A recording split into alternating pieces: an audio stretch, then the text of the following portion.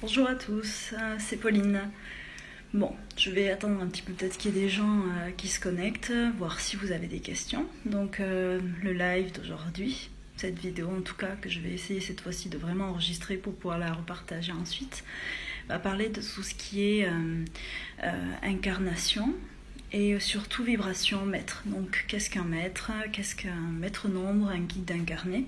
Je vais me baser sur la numérologie, mais aussi sur ce que mes connexions m'ont apporté comme réponse, en tout cas les miennes et celles de mon amie et collègue Claire.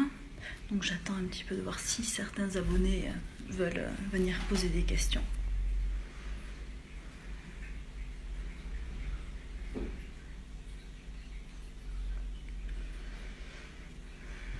Bon, je vais commencer à parler. Déjà, je vais parler un petit peu des cycles d'incarnation. Qu'est-ce que c'est ? Alors, en se basant sur la numérologie, il existe 9 cycles d'incarnation.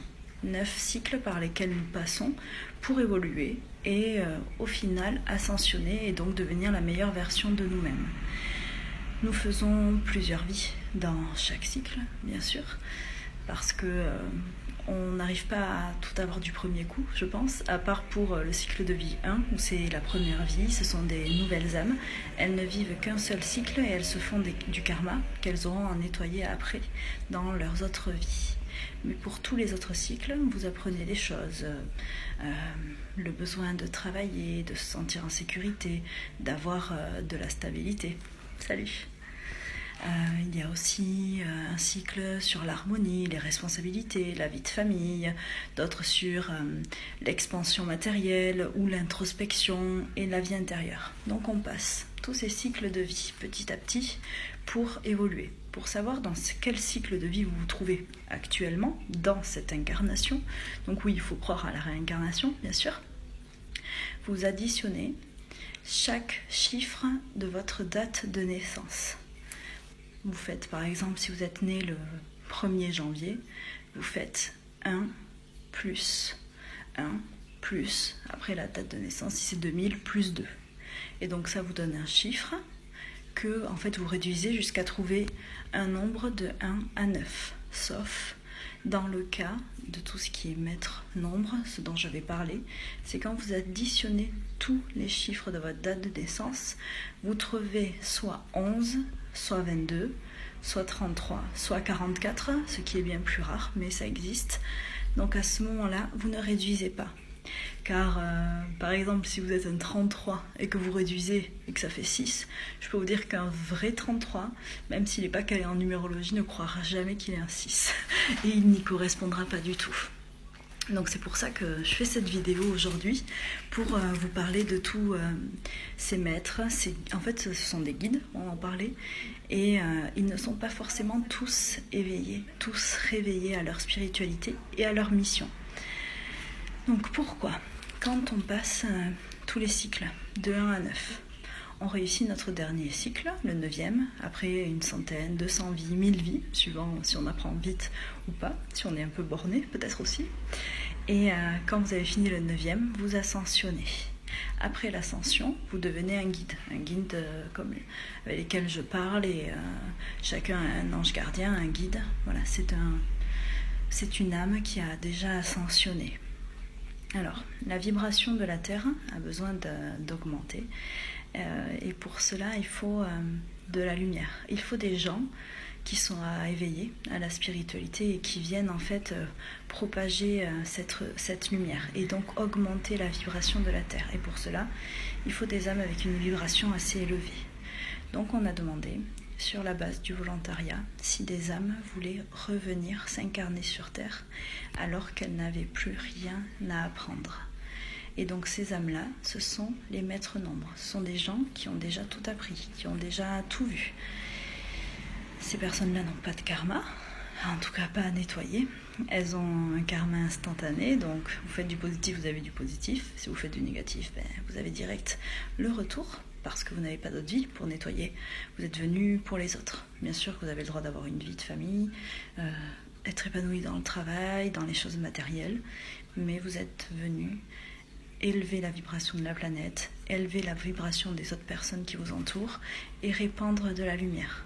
En fait, le travail d'un maître, d'un guide incarné, et d'être un guide bien sûr, mais de aussi transcender les ténèbres par sa lumière. Alors, j'ai plusieurs de mes amis qui sont des maîtres, des guides incarnés. J'ai beaucoup de 11 autour de moi qui ne font pas forcément leur rôle de guide. Alors, comme c'est un sacrifice, c'est sur la base du volontariat, lorsque cela a été créé, les anges, les archanges, tout le côté céleste, ont décidé en fait de laisser ce volontariat sur la base du libre arbitre. Donc ça veut dire que ces personnes-là, quand elles s'incarnent, elles ne sont pas forcément éveillées à la lumière. Elles peuvent aussi s'éveiller dans les ténèbres, ce qui est un peu plus compliqué. Après, parce que ça fait un peu un ange déchu, c'est un raccourci très raccourci, mais voilà, ces âmes-là sacrifient une partie de leur lumière, mais c'est pas pour non plus perdre leurs ailes et finir dans les ténèbres. Ce sont des guides incarnés. Alors, ça veut dire que, vu que c'est du libre arbitre et du volontariat, vous n'êtes pas obligé de vous éveiller, ni de vous réveiller à votre mission. C'est juste que c'est dommage parce que vous avez sacrifié votre lumière, sacrifié un certain confort, alors que vous aviez tout terminé. Et ça serait dommage d'être revenu pour rien, quoi. Après, c'est un choix. Moi, aujourd'hui, je vais vous expliquer succinctement ce que vous êtes censé être venu faire, mais après c'est un choix. On ne peut forcer personne à s'éveiller à la spiritualité, ni à se réveiller à cette mission divine, ça serait juste dommage. Donc pour tous les 11, 22, 33 ou 44 qui pensent être venus s'incarner, qui pensent être là pour avoir de l'argent, une piscine, un chien, un mari aimant, c'est pas vraiment ce que vous êtes venu faire. Vous êtes venu pour guider les autres. Chacun à sa manière, chacun avec des capacités différentes, chacun avec une mission différente, mais qui est la même au final. C'est guider les gens. Alors, pourquoi des vibrations différentes? Pourquoi des 11, des 22 et des 33? Car c'est comme si c'était des catégorisations, des échelles de niveau, on va dire, d'évolution de guide. D'abord, il y a les 11 qui sont bien plus près des humains, des 9 par exemple, parce que les 11 ce sont des gens en fait qui viennent de finir d'ascensionner et qui deviennent des guides. Ils évoluent après en faisant leur rôle de guide, ils deviennent des 22 et ensuite des 33. La vibration 11 correspond à la vibration angélique. Les 22 correspondent à une vibration archangélique et les 33 à une vibration de maître. Ce sont les enseignants, normalement. Alors, c'est pas parce que vous êtes un 11, un 22 ou un 33, même un 11 par exemple, que vous êtes un ange. Ça ne veut pas du tout dire ça, parce que les anges ne se réincarnent pas, les anges n'évoluent pas, ce sont des anges. C'est juste au niveau de la vibration, c'est ce que vous vous en rapprochez le plus. Plus on monte en vibration et plus on capte des entités qui sont éloignées de la Terre. Donc d'abord les anges, après les archanges et après les maîtres et la source. C'est pour ça. Ce n'est pas aussi parce que vous avez, en additionnant tous vos chiffres, un 11, un 22 ou un 33 ou un 44, que vous êtes dans une vibration maître. C'est juste que vous avez la capacité, la possibilité de l'activer. Après, il faut le vouloir et il faut ce qu'il faut faire pour, je dirais ainsi. Ce n'est pas parce que ce sont des guides, des êtres de lumière incarnés, que ces gens-là n'ont pas de défaut. Ils sont soumis aux mêmes distorsions que les autres humains. C'est juste qu'il n'y a pas de karma à nettoyer et ça veut dire aussi que vous créez votre propre vie. Donc c'est difficile dit comme ça, mais ce qui vous arrive, Ce que vous créez, c'est vraiment vous qui l'avez décidé, c'est vous qui l'avez choisi. Et c'est pour ça qu'il est très difficile, même quasi impossible, de voir pour une voyante l'avenir de ses maîtres nombres, parce que en fait, il n'y a pas d'avenir écrit au moment de l'incarnation. C'est petit à petit que ça s'écrit. Donc bien sûr, si vous avez fait des choix, si des choix sont inscrits dans votre pensée, là, on pourra avoir accès à l'avenir qui se sera dessiné par rapport à ces choix-là. C'est tout. Mais vous pouvez créer ce que vous voulez. Vous êtes vraiment maître de votre vie. Il n'y a pas, il n'y a pas de karma et tout ce que vous décidez, vous pouvez l'entreprendre et vous pouvez l'avoir. Bien sûr, dans la lumière, c'est mieux que dans les ténèbres, je dirais comme ça. Mais ça serait vraiment dommage pour vous que vous ayez fait le sacrifice de revenir et de ne pas rester dans la lumière parce que vous perdrez tout. Ces maîtres-là ont, juste au moins pour donner quelques petites précisions, ont un réservoir de lumière et donc de connaissances qui est bien plus important que les autres. Les êtres humains qui s'incarnent dans les chemins de vie 1 à 9, au fil de leurs incarnations, un réservoir qui se remplit de plus en plus de lumière et aussi de connaissances, bien sûr, et d'amour. Les maîtres qui ont ascensionné et qui reviennent sur Terre ont un réservoir qui est bien plus grand.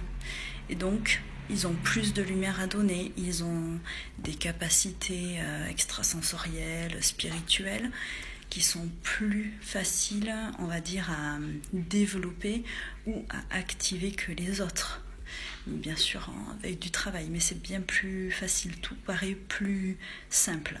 Et ce sont des gens qui ont plus facilement du recul, qui peuvent aussi supporter plus de choses difficiles.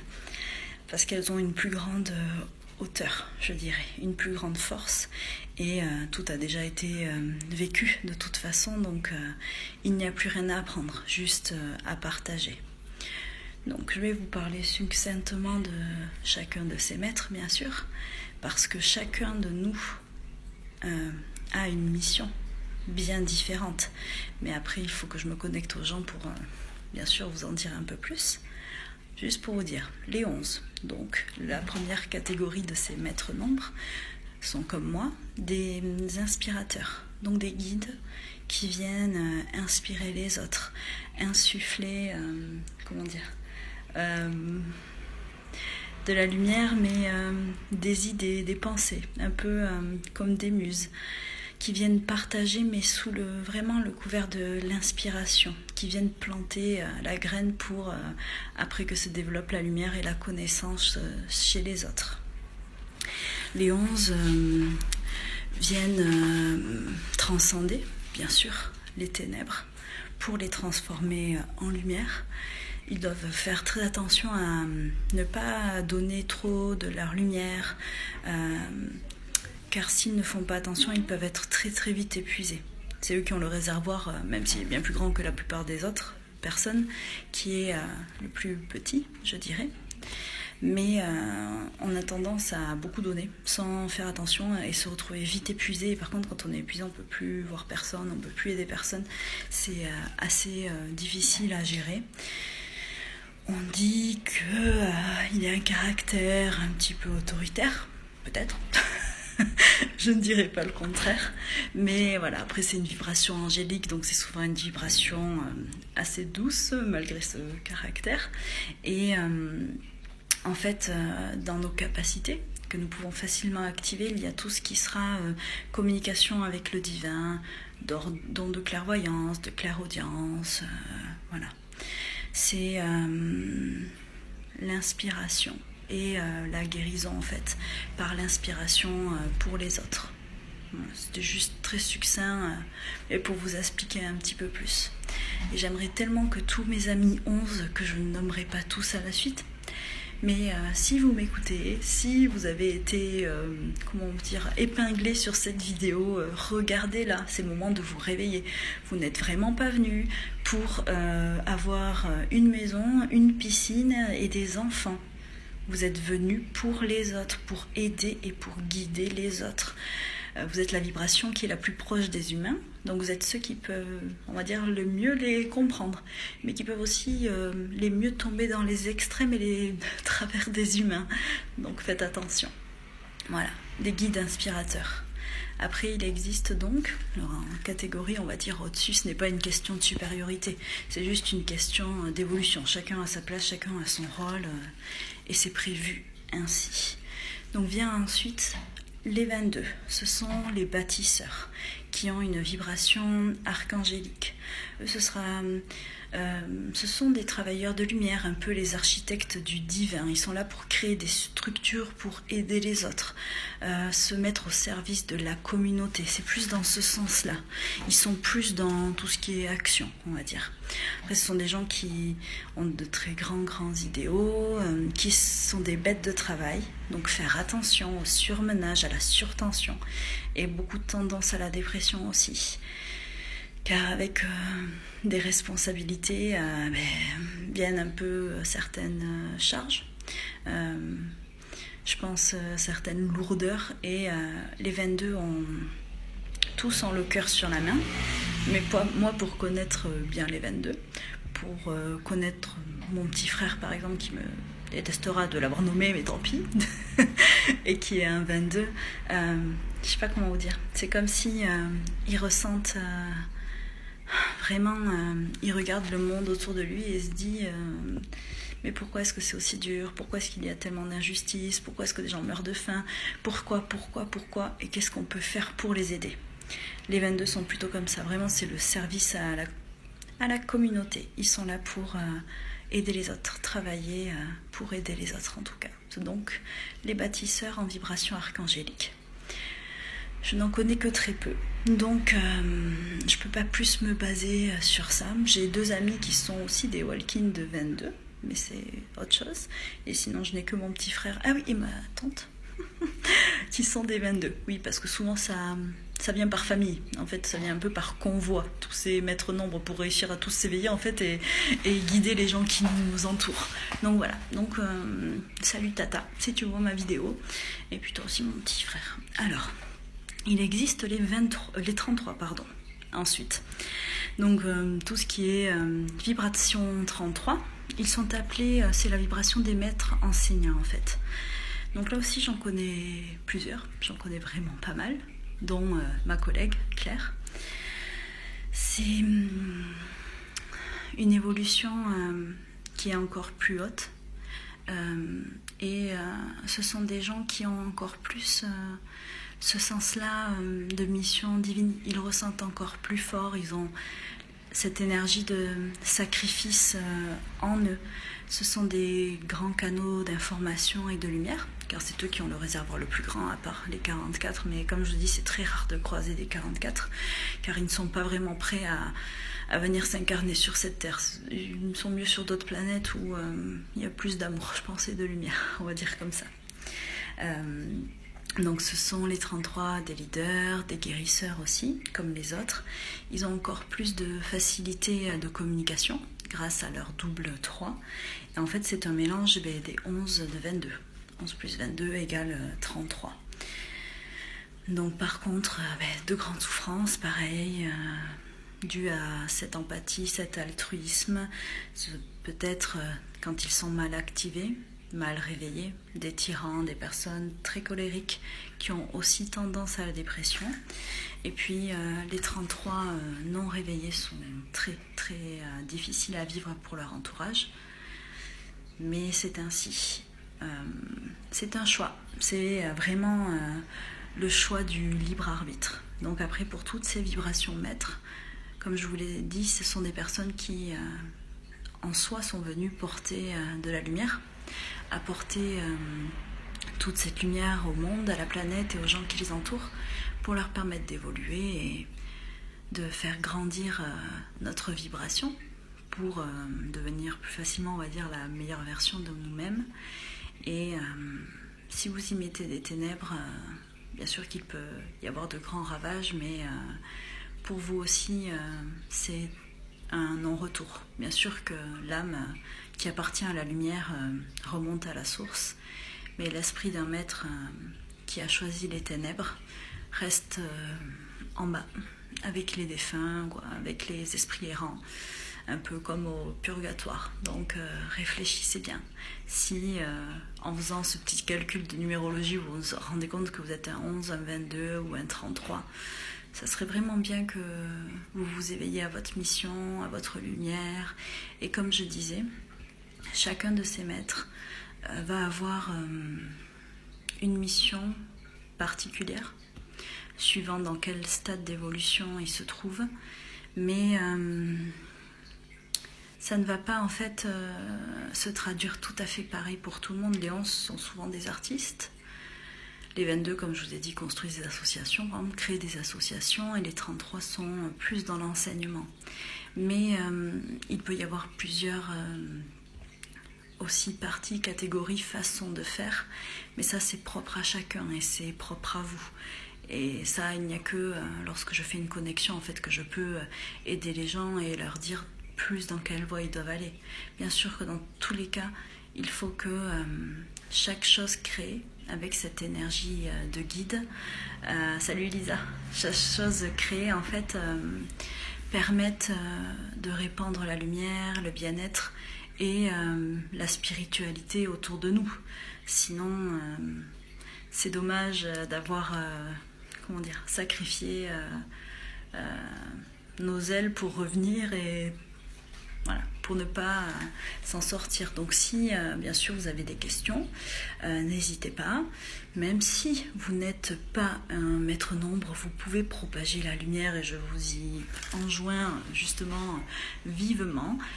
Propager votre savoir autour du bien-être, de la spiritualité. Il y a plein de biais différents. Mais voilà, aujourd'hui c'était vraiment ce point-là. Ok Lisa, travaille bien.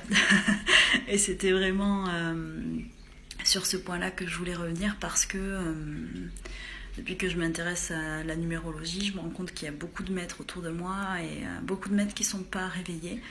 Et voilà, je trouve ça dommage. Donc j'espère que après cette vidéo, ça vous aura donné envie de, en tout cas, vous y intéresser, de vous demander, de calculer jusqu'à quel nombre vous arrivez. Et voilà, vraiment comme je vous ai dit, si vous avez des questions là-dessus, n'hésitez pas. Je réfléchis si j'ai autre chose à vous dire. Voyons. Non, je pense que je vous ai dit vraiment le plus important. Après, voilà, là j'ai parlé aujourd'hui des maîtres. Il existe aussi les métanovas, qui sont des personnes avec beaucoup de lumière aussi, mais qui sont une autre catégorie, on va dire, de vibrations guides et de lumière. Donc eux aussi ont un énorme réservoir de lumière et sont venus comme les maîtres transcender les ténèbres par leur lumière. Et ça, ce sont des gens hypersensibles. C'est ce que l'on appelle enfant indigo ou enfant cristal, par exemple, arc-en-ciel. Cela dépend des années. Donc ça, ce sont les métanovas et qui ont une mission aussi très importante à faire. Donc je salue au passage tous mes amis métanovas et tous mes clients métanovas. Continuez à répandre la lumière, c'est très important. Et puis les walk-in, comme je vous ai dit, ce sont des personnes qui ont aussi une vibration maître en elles, mais que l'on découvre pas par la numérologie, en tout cas pas par la numérologie classique. Autrement, ce sont des personnes avec énormément de lumière aussi et qui sont venues pareil, répandre la lumière pour aider les autres, faire passer le message de la spiritualité, du bien-être. Et je pense aujourd'hui que si on essaie de un peu plus s'introvertir, se guérir par tout ce qui est médecine parallèle, je dirais, médecine holistique, les soins énergétiques, certaines régressions, pourquoi pas l'hypnose, l'acupuncture, la médecine chinoise, bien sûr la médiumnité et la guidance par les guides, les anges et les archanges. Je pense qu'on peut tous arriver à évoluer vers un meilleur monde aussi, plus lumineux, avec moins de souffrance et rempli de plus d'amour. Donc c'est pour ça que c'est important. Bien sûr que la science est très importante, la médecine traditionnelle aussi. Mais je pense que justement, il est important de pouvoir allier les deux pour avancer. Et la numérologie est très intéressante pour savoir où on en est. Et donc même justement, si vous êtes dans un chemin de vie de 1 à 9 et que vous voulez en savoir un peu plus sur vous, contactez-moi ou venez me voir directement dans mon bureau. Voilà, je me trouve à Pau, 5 rue Rivarès et donc j'espère justement avoir fait mon rôle de 11 dans cette vidéo et vous avoir inspiré. En tout cas, j'ai essayé de vous envoyer plein de lumière. Je vous souhaite à tous une belle fin de journée, d'être heureux, rempli d'amour, de lumière, de bienveillance, de bonté. Voilà, tout ça. Merci de m'avoir écouté. À bientôt, au revoir.